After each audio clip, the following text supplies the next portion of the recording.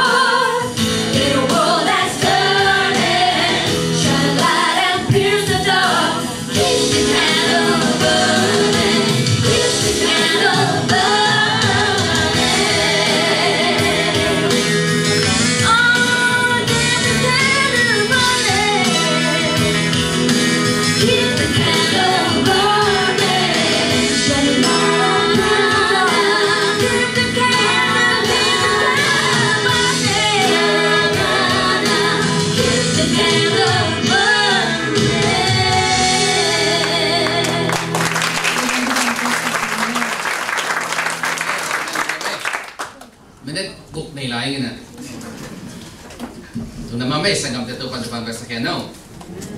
ma ko len som le guk aneo guk na atom na lama guk na pa ni na to tang ba pai lam dang sa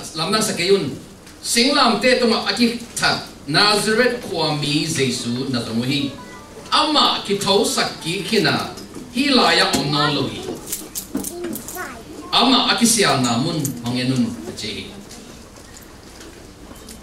ama aki thau sak khin zowa hi la ya om non lo hi to pa ni sim kiat la sa no pa ka ta hen men at least on again ding na to pa Jesu yong thok yin nai na bangong ki lang sa hiam chi le the resurrection of Jesus proves his divinity. Pasien tak takahina. Mi mo kilo. Pasien ahina. Si na tunga tunay. Nun tang na piang sak ming abol bekilowina. Leitong na kempe abol pa bekilowina. Abol na te akisiat siya nga apo akikte.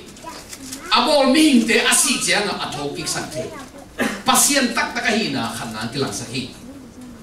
Mi mo kile. Again, tu te tang tung kim lo di nga. Ay so again banga apian. Tuman tu tak pasien ay nang kilang sa kahi manina tu niya atokik Jesu min tanang atahen. Tu atokik Jesu itokik na vanglen na anun tak pi tiding in topan mi ma khat sian atakin Jesu tel mo tiding in ikhamit te man saktahen. Nina, the resurrection of Jesus proves that everything he said about him is true.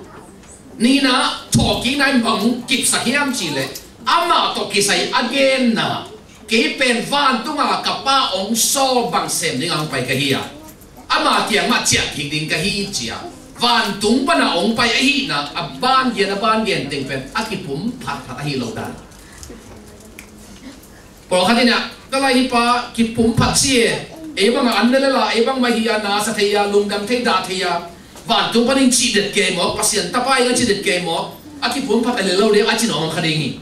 ai so na hi athok ki na yet chiang ina athugen thu te bet aki pum phat lowa again bang ina ke singla ta dong ki khai dinga tum ki chi jan ka tho ki ding hi chia ama thu again bang nong piang a hi manina aki pum phat lowa pasien tak pi hi na thu man tak pasien a hi na ong kilang sa kan to pa men thana nga ta henตัวก็เกณฑ์เป็นเกณฑ์เจริญนะเพราะเขาจะต้องสานเสียต้องสานเกี่ยวกับน้องเพียรจริงชาวมงตองตะโกกิจยามเลยที่เจริญนะมาเป็นนุ่มไม่ไหวจะไม่เรียกนุ่มไม่กัดชิดเจงดำไปเหียดปอดำเป้าเหียดปอเมื่อแต่เสียเราคำนั่งเดินสไตล์ถูกลัวเตะเราชาวมงตองก็สไตล์ถูกเราก็สไตล์เงียบก็สไตล์ซึ่งเป็นนักกิจองศาใส่เบ็ดเราก็เห็นนะไม่ก็จีด่านเนี่ยมั้งJesu pela ki pum phat helo na pasian so tak pi van tung to ki sai me pa hi leitung a mi ma kong suwa pen bel no wa de nga mi me mu te de ong piang be ki na ka hi na tak tak hi le van tung pen ka om na kai na hi Abraham pian mai ke ka om kim so bi ke nun ta na pen Nazareth pa ni lo hi Bethlehem bo ko pa ki pa helo hi ma ji sunga na nge ka ki pa Kakosung kaum akipan kanun tak akipan helo. Abraham ma pekena ke kam kin zawa. Leitung pian sak lain zong pa ta pa khasiang do go thum ma ti go ma. Kana se boy hi chi. Gen to bina. Tua te Pharisee te le biang na makai lai siam te na zak chang nai ki pa ki pum phat phati. Doi hong ho khie na. Kwa wang le na kwa authority to kwa tu piang na zo. Ho khie na hiam chi na tu sit dik de ko hi. Ama tel zolo wahi manena na tel khialin singla te na thari ai lo athok kim na imu chiangin aki pum phat lawa pasien tak pi hi na le again thu khem tu amana hi na ong kip sakai manen to ban min thana na ta hen tumna the resurrection of Jesus proves that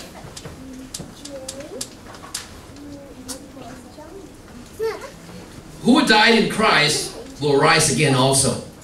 Ama beksina zamin athoki kilawa ama au mi te zong ama tho bangin thodi inchi ong kam chiam na lamet na ong pia hi manina ipasian tu ni thoki boy pen tu mo kilo ni dan to ki bang niat lo gwal zon ni hi lung dam na gwal zon na si na tunga gwal zon na boy kham ding ni